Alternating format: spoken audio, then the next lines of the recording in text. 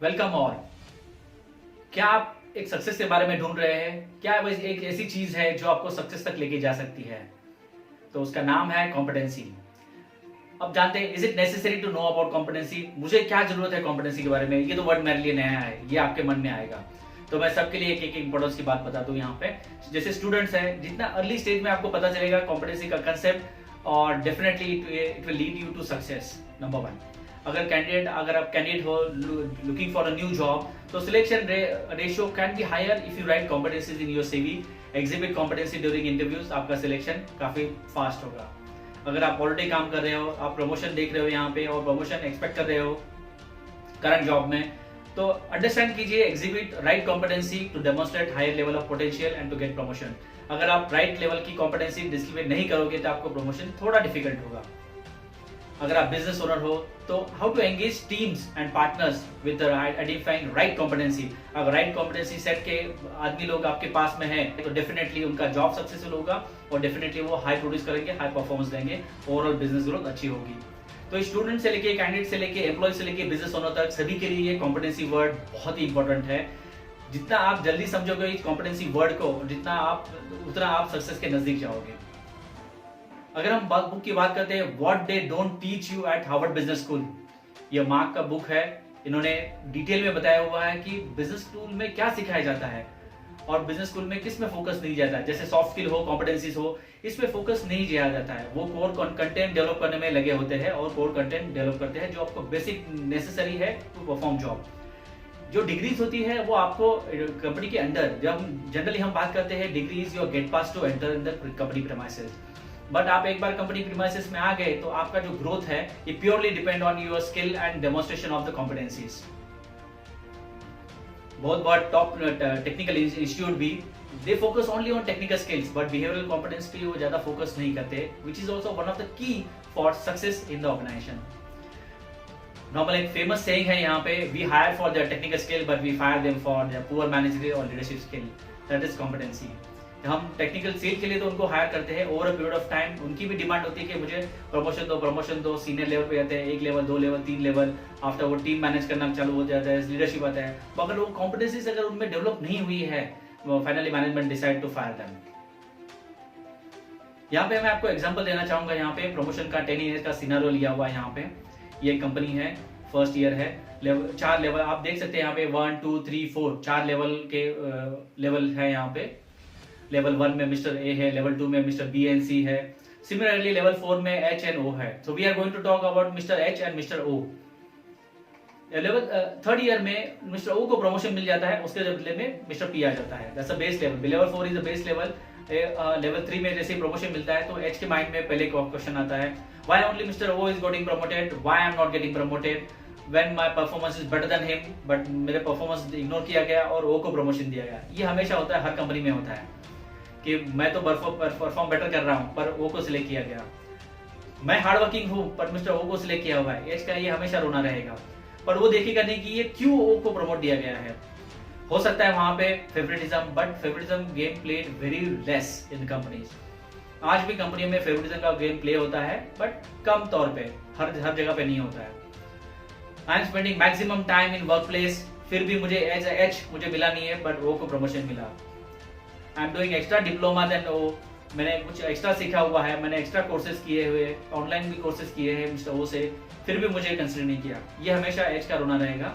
तो यहाँ पे क्या ओ को क्यों मिला हुआ promotion? Because definitely may be exhibition of the competencies उन्होंने दिखाई है एंड उनमें पोटेंशियल है, इसलिए ग्रो किया है, जो जनरली बॉटम लेवल के लोगों को समझ में नहीं आता है। अब लेवल ईयर 5th में आते हैं। ईयर 5th में आने के बाद में ओ को वापस एक बार प्रमोशन मिल जाता है। नाउ वो रीच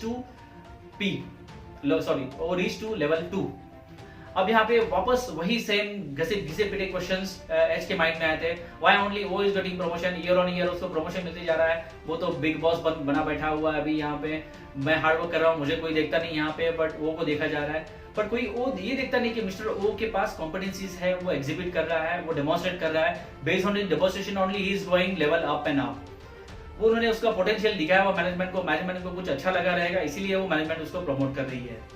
सो ये जो डिफरेंस है ना, ये आम आदमी को इमीडिएटली समझ में नहीं आता, इसलिए वो सिर्फ कंप्लेनिंग मोड में जाते हैं, why I am not getting promotion, why only mister O is getting promotion, मैं इतना घंटा स्पेंड करता हूँ, मेरे पास ये डिग्री है, वो डिग्री है, यही उतने उसमें उनमें बात करते रहते हैं सिर्फ। अब कहानी में ट्विस्ट आता है ईयर 9 में, यहाँ पे ओ को वापस एक बार प्रमोशन बन जाता है और वो टॉप बज बन जाता है।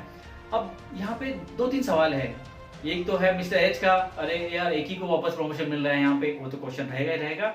अब क्या है, जहाँ पे मिस्टर ओ था, यहाँ पे जैसे लेवल 5 लेवल ईयर 5 में, लेवल 2 में मिस्टर ओ था, नाउ ओ गेटिंग प्रमोशन, वो मिस्टर ओ का पोजीशन वैकेंट रह गया यहाँ पे, और डायरेक्टली मिस्टर आर को लैटरली बाहर से रिक्रूट किया है यहाँ पे। तो एच जो है वो लगा है सबको कन्विंस करने में, अरे यार लेवल 3 को आप लोगों को पहले परमिशन मिलना, पहले चांस मिलना चाहिए था, मिस्टर डी है, मिस्टर ई है, मिस्टर एफ है, मिस्टर पी है, ये लोगों को चांस मिलना चाहिए था, बिकॉज लेवल 3 से ही लोग लेवल 2 में जाएंगे, तो उनको पहले चांस क्यों नहीं दिया?